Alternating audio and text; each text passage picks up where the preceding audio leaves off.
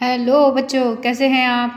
आज हम class 8 subject science chapter 3 जिसका नाम है कोल एंड पेट्रोलियम अर्थात कोयला और पेट्रोलियम, इसके सभी प्रश्न उत्तर देखते हैं।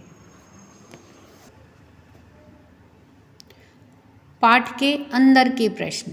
प्रश्न 1, क्या हम अपने सभी प्राकृतिक संसाधनों का निरंतर उपयोग कर सकते हैं? अर्थात हमें जो प्राकृतिक संसाधन मिले हुए हैं उनका हम निरंतर उपयोग कर सकते हैं, क्या ऐसा संभव है? उत्तर है नहीं।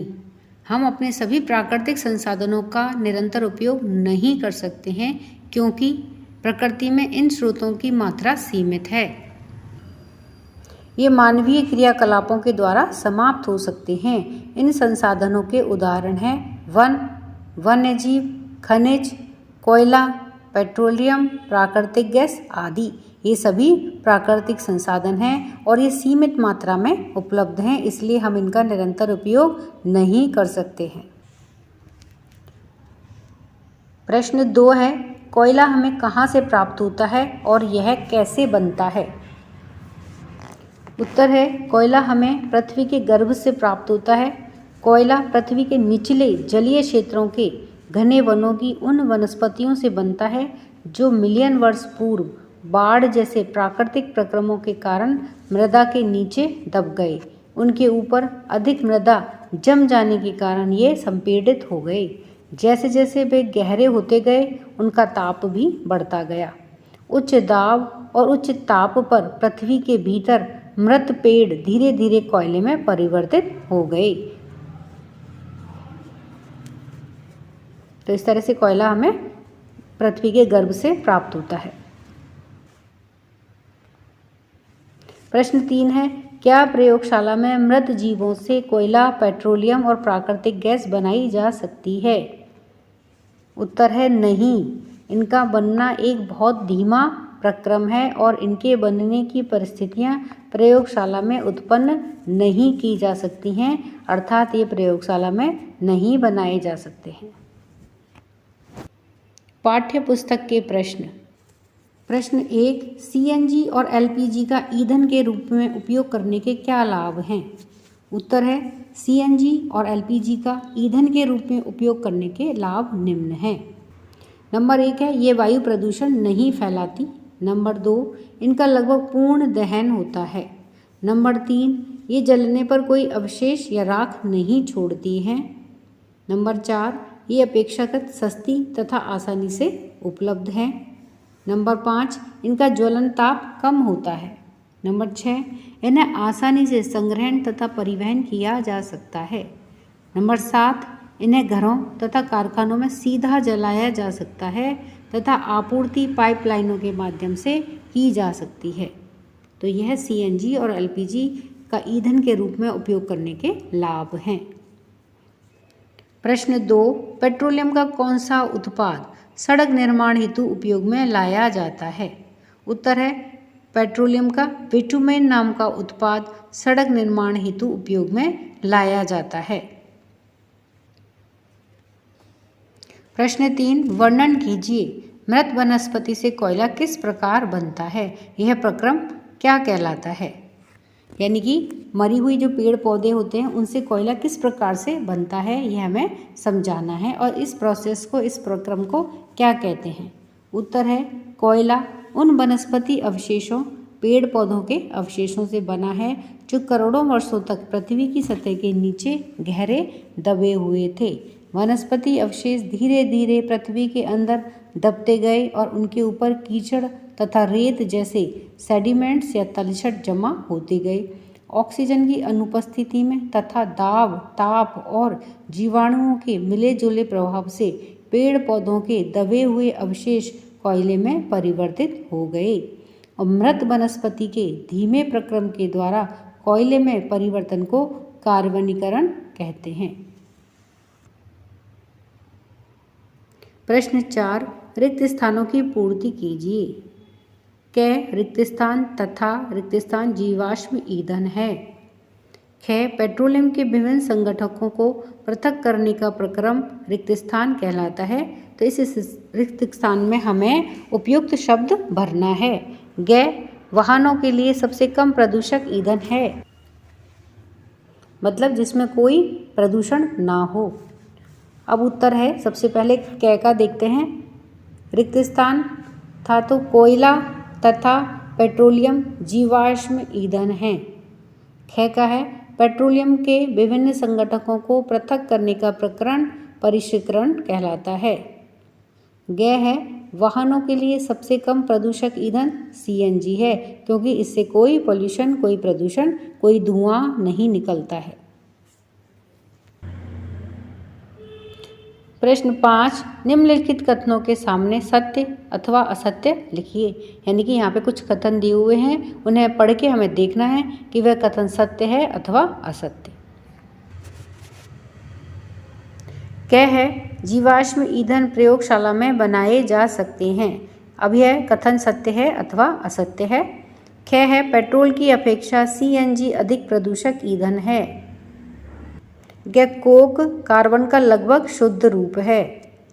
घ है, कोलतार विभिन्न पदार्थों का मिश्रण है। ण है, मिट्टी का तेल एक जीवाश्म ईंधन नहीं है। अब हम इन कथनों के उत्तर देखते हैं कि ये कथन सत्य हैं अथवा असत्य हैं। अब उत्तर देखते हैं क का, कि जीवाश्म ईंधन प्रयोगशाला में बनाए जा सकते हैं।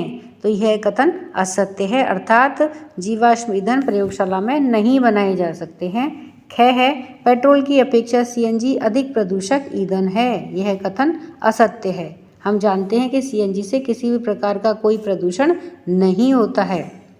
ग है, कोक कार्बन का लगभग शुद्ध रूप है। तो यह कथन सत्य है। घ है, कोलतार विभिन्न पदार्थों का मिश्रण है। यह कथन सत्य है। ण है कि मिट्टी का तेल एक जीवाश्म ईंधन नहीं है। यह असत्य है, अर्थात मिट्टी का तेल भी एक जीवाश्म ईंधन है। प्रश्न 6, समझाइए कि जीवाश्म ईंधन या फॉसिल फ्यूल्स समाप्त होने वाले प्राकृतिक संसाधन क्यों हैं? उत्तर है, जीवाश्म ईंधन या फॉसिल फ्यूल्स सजीवों के मृत अवशेष से बनते हैं और इन्हें बनने में करोड़ों वर्ष लग जाते हैं। प्रकृति में ये संसाधन सीमित हैं। इनके बनने की प्रक्रिया अत्यंत ही धीमी है, अर्थात इनके बनने की जो प्रोसेस है वो भी बहुत धीमी है और ये प्रकृति में बहुत सीमित मात्रा में उपलब्ध हैं, जबकि वर्तमान में इनका उपयोग तेजी से हो रहा है। इन्हीं सब कारणों से जीवाश्म ईंधन समाप्त होने वाले प्राकृतिक संसाधन हैं।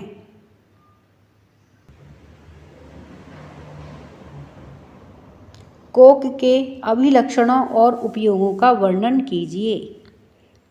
उत्तर है, कोक के अभिलक्षण। पहला है कि यह एक कठोर सरंध्र अर्थात जिसमें छेद हो, रंध्र वाला, पोरस हो और काला पदार्थ है। नंबर 2, यह कार्बन का लगभग शुद्ध रूप होता है। अब कोक के उपयोग। पहला है, कोक का उपयोग बहुत से धातुओं के निष्कर्षण में किया जाता है।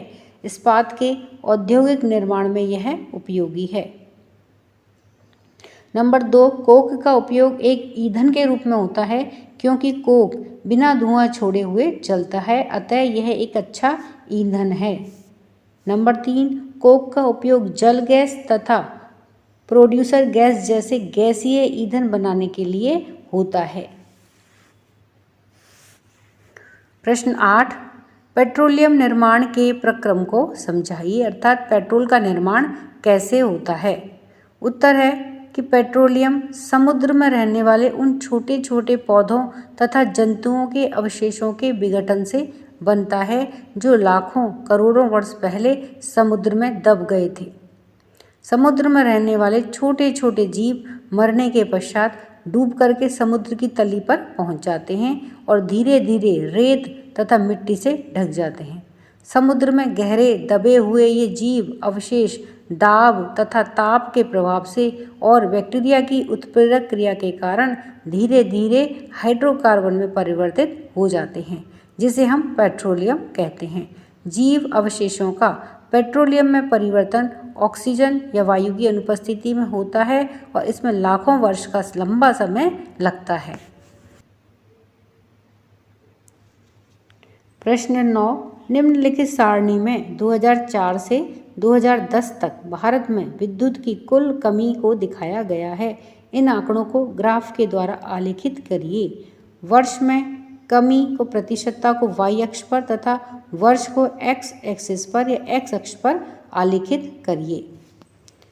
अब इसमें क्रम संख्या के हिसाब से वर्ष 2004 से लेकर के 2010 तक का हमारे पास डेटा है और कमी को प्रतिशतता में दिखाया गया है कि जैसे 2004 में 7.8 की कमी थी, 2005 में 8.6%, 2006 में 9%, 2007 में 9.5%, 2008 में 9.9%, 2009 में 11.2% और 2010 में 10.2% कमी को दिखाया है। अब इसे हमें ग्राफ पर प्रदर्शित करना है।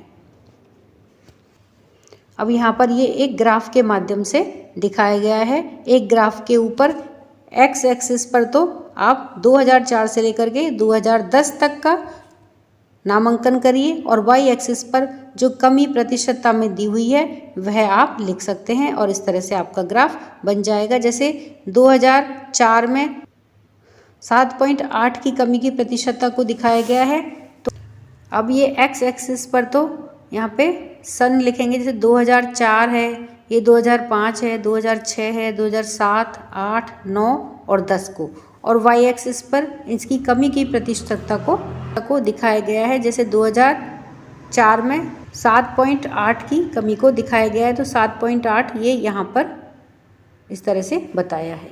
तो आप 2005 में जो दिखाया है वह यहाँ पे लिख दिया है। तो इस तरह से आपका ग्राफ बन जाएगा और यह उत्तर आपका पूरा हो जाता है। तो इस तरह से हमने सभी प्रश्न उत्तर पूरे कर लिए हैं। वीडियो पसंद आने पर वीडियो को लाइक करें, शेयर करें। चैनल पर नए हैं तो सब्सक्राइब करना ना भूलें। धन्यवाद।